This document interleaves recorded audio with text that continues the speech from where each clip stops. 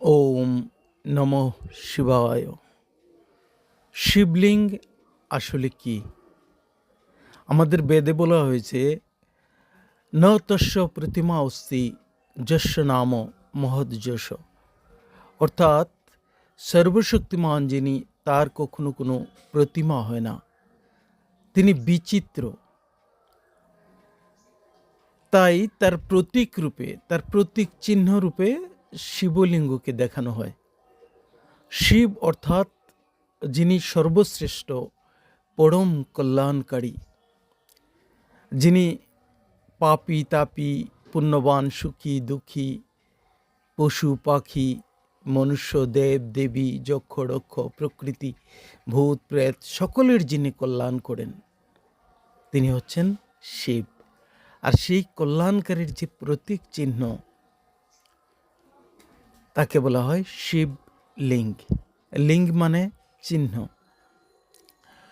আমরা শিবলিঙ্গকে দেখতে পাই একটি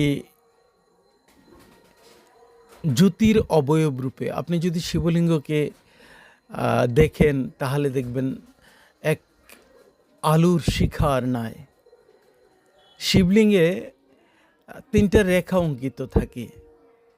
সেই তিনটা রেখার তাৎপর্য, শিব ব্রহ্মা দ্বারা রচনা করেন, বিষ্ণু দ্বারা পালনা করেন, আর শঙ্কর দ্বারা সংহার করান। এই ত্রিদেবের যিনি অধীশ্বর, তিনি হচ্ছেন শিব। আর তাই শিবের অপর নাম ত্রিমূর্তি। আমরা সেই তিন রেখার মাঝখানে এক বিন্দুকে দেখতে পাই। এক বিন্দু অঙ্কিত থাকে, কোথাও কোথাও একটি চোখ অঙ্কিত থাকে।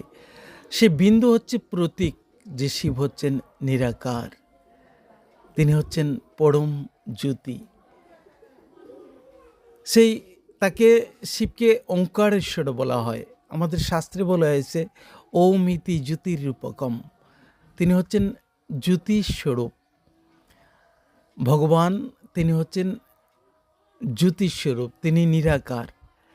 তাই আমাদের ভারতবর্ষে জ্যোতির্লিঙ্গম বলা হয়। জ্যোতির্লিঙ্গম মানে সেই জ্যোতির যে চিহ্ন। আমরা দ্বাদশ জ্যোতির্লিঙ্গম দেখতে পাই ভারতে প্রসিদ্ধ, সোমনাথ, কেদারনাথ, বদ্রীনাথ, অমরনাথ। তো আমরা হিন্দুরা সেই পরম শক্তিকে জ্যোতির্লিঙ্গম রূপে পূজন করি। এবার আমরা যদি খ্রিস্টান ধর্মে যাই দেখি, তাহলে আমরা দেখতে পাই বলা হয় যে গড ইজ লাইট। ভগবানকে আলো রূপে মান্য করা হয়। আবার বৌদ্ধ ধর্মে তারা জ্যোতির স্মরণ করে বা দীপভব জ্যোতির ধ্যান করে। তো আমরা যদি ইসলাম ধর্মে যাই তাহলে সর্বশক্তিমানকে বলা হয়েছে নূর ইলাহি। নূর মানে কি? সুন্দর আলো। আমরা যদি ইহুদি ধর্মেও যাই তাহলে সেখানে বলা হচ্ছে যেহোবা জ্যোতি। আবার আমরা যদি শিখ ধর্মে যাই তো এখানটায় বলা হচ্ছে সৎশ্রীয়কাল। সত্য সেই সুন্দর যিনি অকাল, সৎশ্রীয়কাল, তাকে এক জ্যোত রূপে মান্য করা হয়েছে। অর্থাৎ পৃথিবীর সর্বধর্মে ভগবানকে জ্যোতিরূপে মান্য করা হয়। আর সেই জ্যোতির প্রতীক চিহ্ন শিবলিঙ্গ। তাই শিবলিঙ্গে আমরা যত মূর্তি প্রতিমা দেখতে পাই, সব থেকে ভিন্ন শিবলিঙ্গ।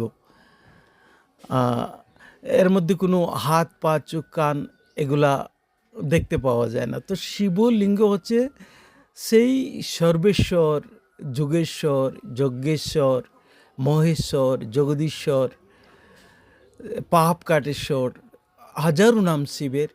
তো সেই সর্বশক্তিমানের যে প্রতীক চিহ্ন, সেই হচ্ছে শিবলিঙ্গ। এমনিতে তাকে পরমাত্মা বলা হয়। পরমাত্মা মানে তিনিও আত্মা, কিন্তু তিনি যেহেতু সর্বশক্তিমান, তিনি অসেন অফ নলেজ, অসেন অফ লাভ, তাই তাকে পরম রূপে আখ্যায়িত করা হয়, পরম আত্মা। তো আমরা মনুষ্য আত্মার কথা যদি বলা হয়, তো মনুষ্য আত্মা, জীবাত্মা, জীবযুগ আত্মা, জীবাত্মা, প্রত্যেকে আমরা আত্মা। শরীর তো বিনাশী, আজকে আছে কিন্তু কালকে থাকবে না। শরীর পঞ্চতত্ত্ব দ্বারা তৈরি, প্রকৃতির উপাদানে তৈরি শরীর, আজ আছে কাল সে বিনাশপ্রাপ্ত হবে, কিন্তু আত্মা কখনো বিনাশপ্রাপ্ত হয় না। আমাদের গীতায়ও বলা হয়েছে, নৈনং ছিন্দন্তি শস্ত্রাণি নৈনং দহতি পাবক ন চৈনং ক্লেদয়ন্তপু ন শুষয়তি মারুত। আত্মাকে অস্ত্র দ্বারা ছেদন করা যায় না, অগ্নি তাকে জ্বালাতে পারে না, বায়ু শুষ্ক করতে পারে না, জল একে সিক্ত করতে পারে না। সেই আত্মা অজড়, অমর, অবিনাশী। আমরা বাস্তবে প্রত্যেকেই আত্মা। আমরা জন্ম মৃত্যুর চক্রে আসি। প্রতি জন্মে আমরা নূতন শরীররূপী বস্ত্র ধারণ করি, আর প্রতি মৃত্যুতে আমরা সেই পুরাতন শরীরকে ত্যাগ করি। তো সমস্ত আত্মারা জন্ম মৃত্যুর চক্রে আসে, কিন্তু পরমাত্মা তিনি জন্মরহিত। আমাদের গীতায় সুন্দর বারংবার বলা হয়েছে যে আমি অজন্মা, নাহং প্রকাশ সর্বস্ব যুগমায়া সমাবৃত মুড়ু হয়ং নাভিজানাতি মম অজ অব্যয়ম। অর্থাৎ আমি হচ্ছি অজন্মা, অব্যক্ত। আর সেই অজন্মার প্রতীকী হচ্ছে শিবলিঙ্গ। অজন্মা হচ্ছে পরমাত্মা। ভগবান কখনো শরীর ধারণ করেন না। যিনি শরীরধারী তিনি ভগবান নন। তাই ভগবানের, শিবের অপর নাম অশব বলা হয়। অশব মানে যার কখনো শবদেহ হয় না।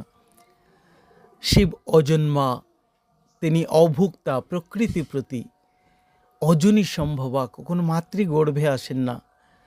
অমর, অশব, অচ্যুত, তার কখনো পতন হয় না। সেই শিব হচ্ছেন পরম আত্মা। আত্মা সে কর্মের নিরিখে পাপাত্মা হতে পারে, পুণ্যাত্মা হতে পারে, মহাত্মা হতে পারে, দেবাত্মা হতে পারে, কিন্তু পরমাত্মা কখনো হতে পারে না। বলা হয় এক ঈশ্বর নাস্তি তত দ্বিতীয়।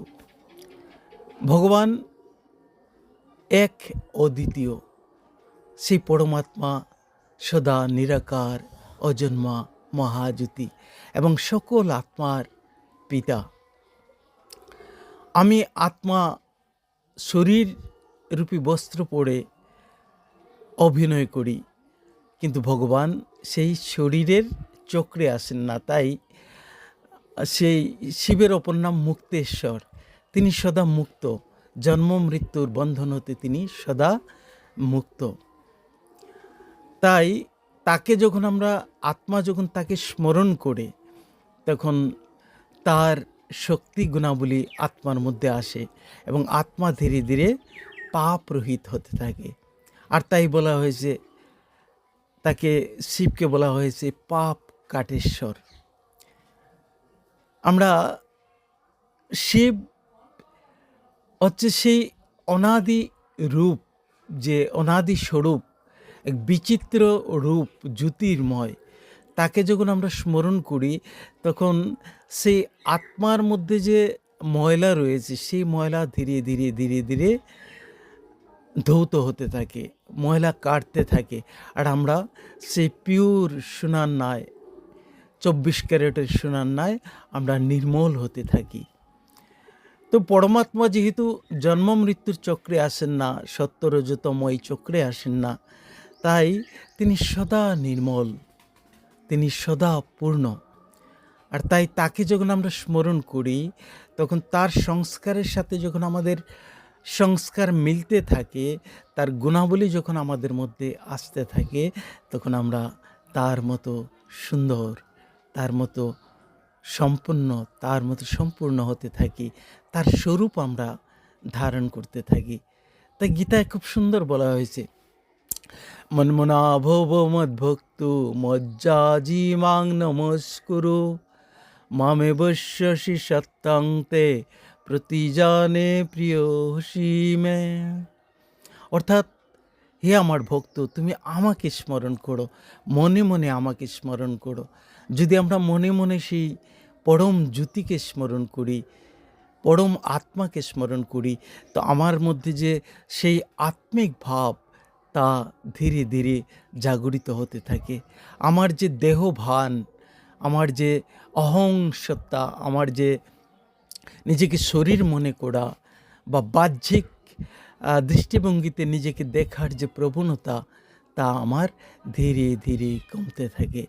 সেই পরমাত্মাকে স্মরণের মাধ্যমে আমরা সেই পরম আত্মার যে গুণাবলী তা আমাদের মধ্যে আমরা ধারণ করতে থাকি। আর তাই ভগবান বলেছেন, স্বধর্মে নিধনং শ্রেয়, পরধর্ম ভয়াবহ।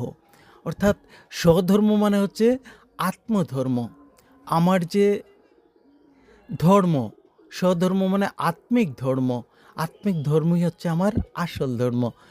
আর বাহ্যিক যে শরীরের ধর্ম, তা আমার পরধর্ম। সে শরীর হচ্ছে আমার শরীর, আমি কিন্তু শরীর নই। তো আমি হচ্ছি আত্মা, আর আমার শরীর হচ্ছে আমার এই যে সাধন, যার দ্বারা আমি কর্ম করি শরীর। তো আমি কে? আমি হচ্ছি সে আত্মা। তাই আত্মাকে নিজেকে আত্মা ভাবে এবং আত্মিক রূপে আমরা যখন স্থিত হই, তখন আমার স্বধর্ম হয়ে ওঠে আত্মিক ধর্ম। আর তাই ভগবান বলেছেন যে তুমি আমাকে স্মরণ করো, নিজেকে আত্মা মনে করে আমাকে তুমি স্মরণ করো। আর তাহলে কি হবে? অহং তাং সর্ব পাপেভ্য মুখ্যাস্যামি মা শুচ। আমি তোমার সকল পাপ হতে তোমাকে আমি মুক্ত করে দেব। তো গীতার মধ্যে ভগবান বারংবার বলেছেন, হে অর্জুন, আমি হচ্ছি সেই মহেশ্বর, আমাকে তুমি স্মরণ করো। অবো জানন্তি মাং মূঢ় মানসিং তনুমাশ্রিতম পরম ভাবম জানন্তু মম ভূত মহেশ্বরম। আমি হচ্ছি সেই মহেশ্বর, আমি সেই অনাদি অজন্মা আব্যক্ত মহেশ্বর, তুমি আমাকে স্মরণ করো। আমরা দেখতেও পাই, যদি আমরা একটু চিন্তন করি, যে আমরা যে গীতায় বারংবার বলা হয়েছে, আমি অজন্মা, আমি অব্যক্ত, আমাকে খালি চোখে দেখা যায় না। তো শ্রীকৃষ্ণকে তো খালি চোখে দেখা যেত, অর্জুন দেখতে পেতেন। শুধু অর্জুন নয়, যারা পাপাত্মা ছিল, অগাসুর, বগাসুর, পুতনা, জরাসন্ধ, শিশুপাল, সবাই দেখত। কংস তো সারা জীবন রাতে ঘুমোতে পারতো না, কখন কৃষ্ণ এসে যায়, এমন কাহিনীতে রয়েছে। তো অর্জুনকে কে বলছিলেন যে, হে অর্জুন, আমাকে খালি চোখে দেখা যায় না, আমি অব্যক্ত, আমি মহেশ্বর, আমি অজন্মা। আসলে সেই শ্রীকৃষ্ণের মাধ্যমে, শ্রীকৃষ্ণের শরীরের মাধ্যমে সেই বিরাট পুরুষ, যিনি ভগবান অজন্মা, তিনি শ্রীকৃষ্ণের শরীররূপী মুখের মাধ্যমে সেই মহাবাক্য উচ্চারণ করেছিলেন। আর তাই পরক্ষণে অর্জুন সেই বিরাটকে দেখতে চেয়েছিল। আর আমরা জানি তার বিরাট রূপ ভগবান তাকে দেখিয়েছিলেন। তো মূল কথা হচ্ছে, তাই আমি হচ্ছি আত্মা, আর আমার যিনি পরম পিতা, তিনি হচ্ছেন পরমাত্মা। আর তার কখনো প্রতিমা হয় না, আর তাই প্রতীক চিহ্ন রূপে আমরা শিবলিঙ্গ দেখি। আর সেই মহান, সেই ঈশ্বরের যে মহাবাক্য আমরা গীতার মাধ্যমে দেখতে পাই, তিনি মহাকাল, তো সেই কাল, মহাকাল হচ্ছেন সেই বিশ্বনিয়ন্তা, জগদীশ্বর। আর তাকে আমরা পূজন করি। আর তাকে পূজন করার প্রতীকরূপে আমরা দেখতে পাই সেই যে মহাশিবরাত্রি রূপে সেই শিবের আমরা স্মরণ করি।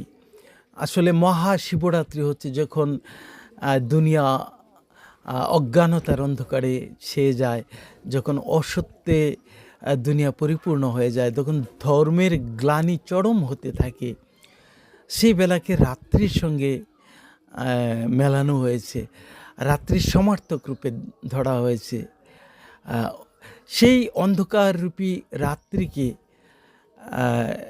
দূরীভূত করতে, সে অন্ধকারকে দূরীভূত করতে, অজ্ঞানতা, অসত্য, অধর্মের অন্ধকার দূরীভূত করতে সে ভগবান অবতরণ করেন। আর সেই ভগবান শিবের অবতরণকে মহাশিবরাত্রি বলা হয়।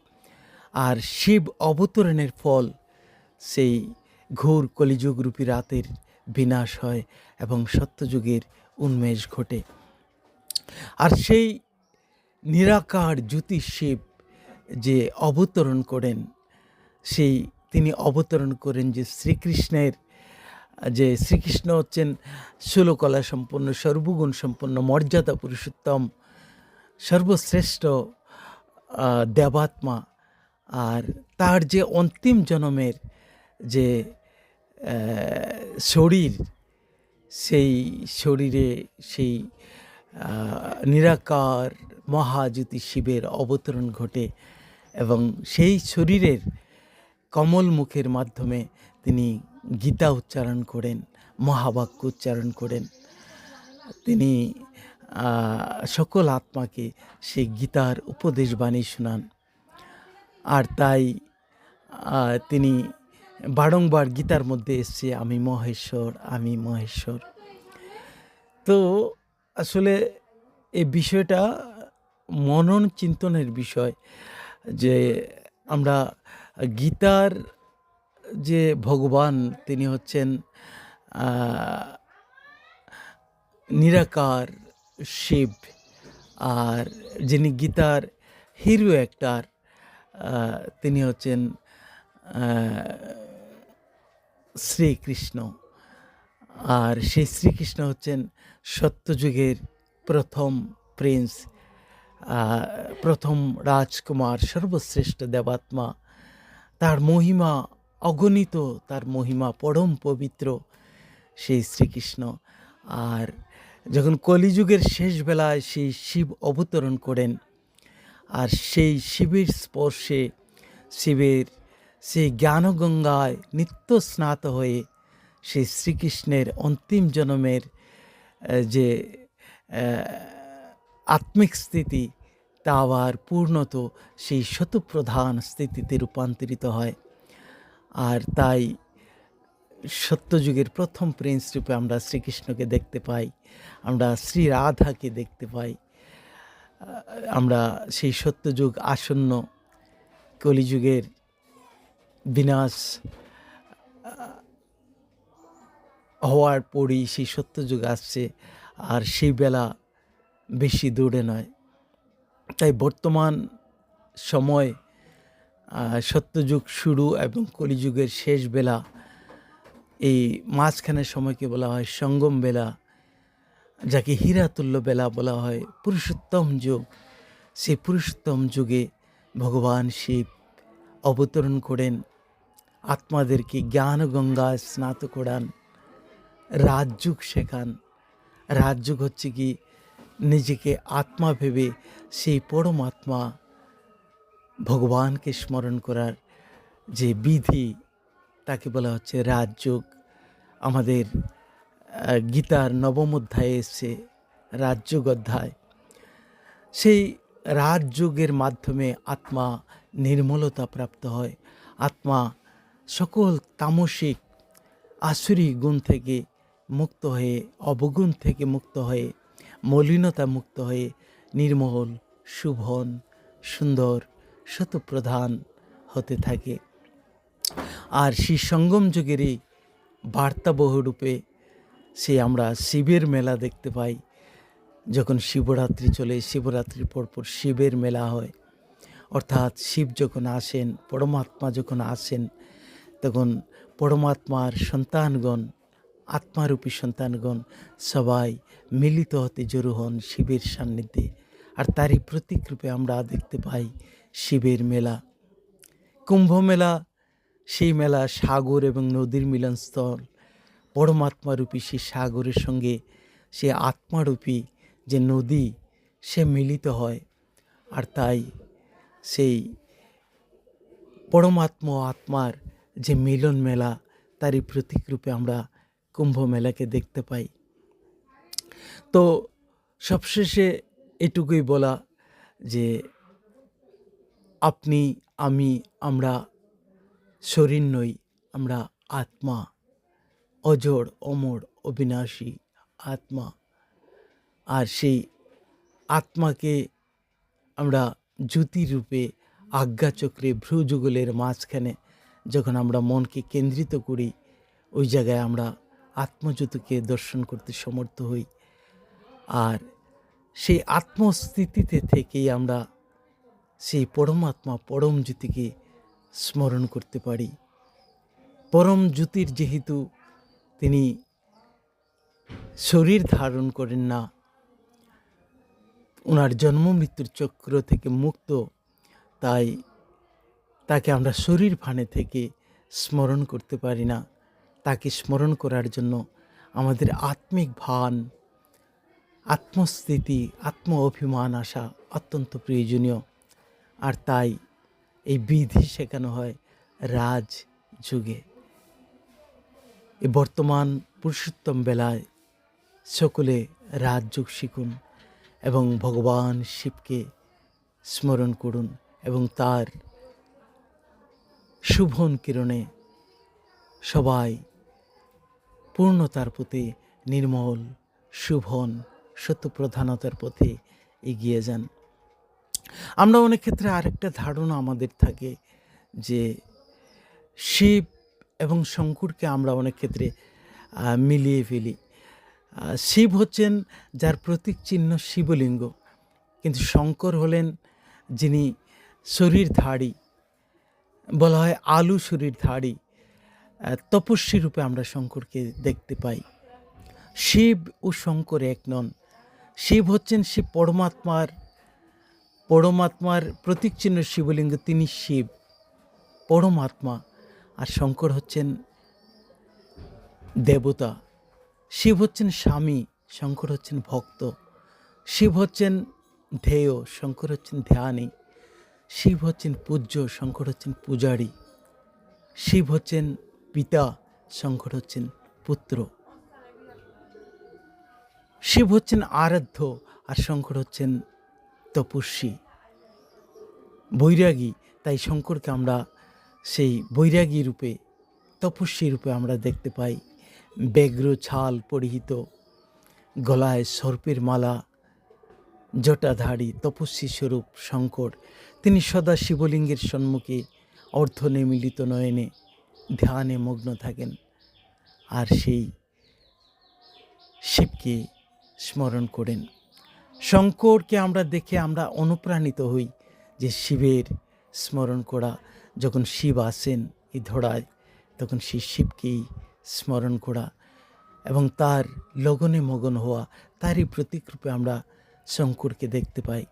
এমনিতে শঙ্কর সেই শিবলিঙ্গে 3 রেখার মধ্যে যে ধ্বংসের নিমিত্ত যিনি, তিনি হচ্ছেন শঙ্কর। সেই শ্রীকৃষ্ণের অন্তিম জন্মের যে স্থিতি, তাকেই বলা হচ্ছে ব্রহ্মা। এবং সেই শিব ব্রহ্মার ভ্রুযুগলের মাঝখানে অবতরণ করেন। সেই অবতরণ করেই তিনি গীতা জ্ঞান শোনান।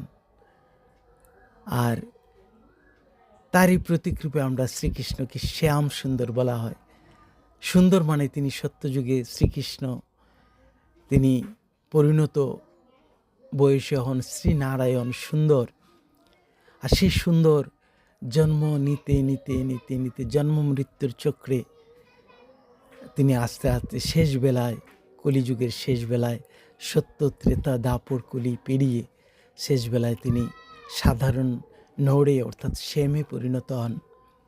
তার সেই সত্যপ্রধান গুণাবলী সাধারণ অবস্থায় চলে আসে, যাকে শ্যাম রূপে বলা হয়েছে। আর সেই শ্যাম পুনঃ সেই শিবের স্মরণে শিব প্রদত্ত জ্ঞান গঙ্গায় স্নাত হয়ে আবার সুন্দর হন। তাই তার প্রতিকৃপে আমরা শ্যাম সুন্দর দেখি। শ্রীকৃষ্ণ হচ্ছেন আমাদের আদর্শ। আমরা শ্রীকৃষ্ণের ন্যায় হতে চাই, আমরা শ্রী রাধার ন্যায় হতে চাই, কিন্তু আমরা সেই শ্রীকৃষ্ণ শ্রী রাধার মতো হতে পারি যখন আমরা সেই গোপেশ্বর শ্রী রামেশ্বর আমরা শিবকে যখন আমরা স্মরণ করি। কারণ শিব পরমাত্মা আর আমি আপনি আত্মা।